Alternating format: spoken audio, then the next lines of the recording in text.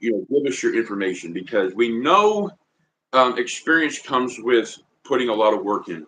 And so we want to say thank you for your work, your dedication, and thank you for coming on here, not only helping me, but helping my community and other people that maybe thought they knew what they were doing or thought they knew what they were talking about.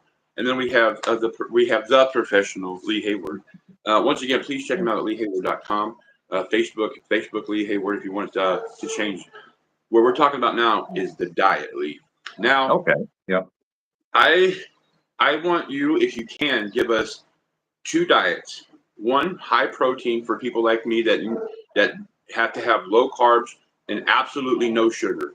No sugar and low sodium, okay? Because there's people that are fat that have some heart issues, that they have diabetes. I don't have diabetes or high blood pressure, thank God. But there's some people like that, or like me, that are just now trying to get the moving and grooving with Teddy. They're trying to get their diet right. They're trying to get it right. And then if you can you give us a normal diet for someone that doesn't have time to go spend an hour in the gym, but it's working, he's a mom, he's a dad, and he's just trying to get his diet right? Sure. Yeah, we can certainly talk about that.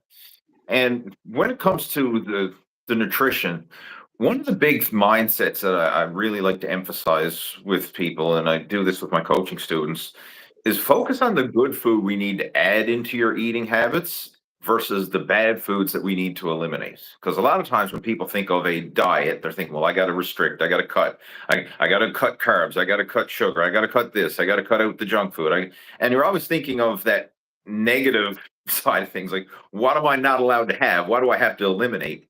I like to do a reverse psychology approach and think, what do we need to add into your diet in order to nourish your body on the cellular level?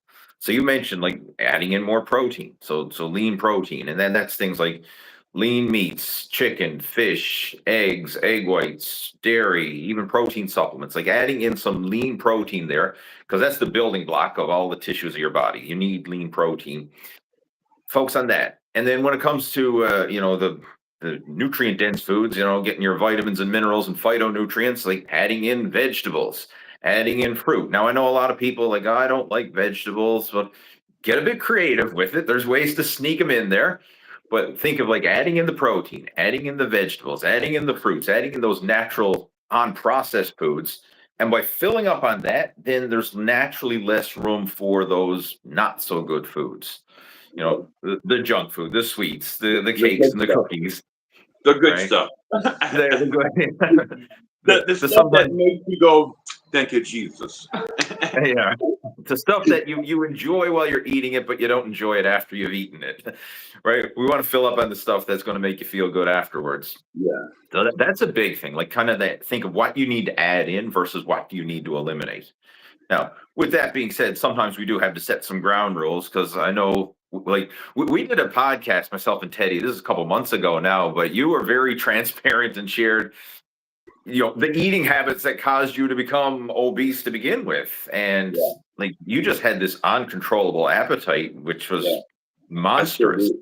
I still do to this day. I don't know. I find my old self, like, even though I'm full and I know I'm hurting, but I find myself sitting in the kitchen just looking like, I just to let you know, I mean, I still find that old, I don't know if it's a mindset, if it's habit, or if it's just, but yeah, I'm sorry. But yeah, we did a podcast and I was just kind of, but because there's different situations. Like, some people don't have huge appetites, but they're overweight, like, because they're probably making poor food choices, but they're not eating outrageous amounts of food. Like, they're not making 10 trips to the buffet or something like that, like, or buying every hot dog at the truck stop, or, like all that stuff.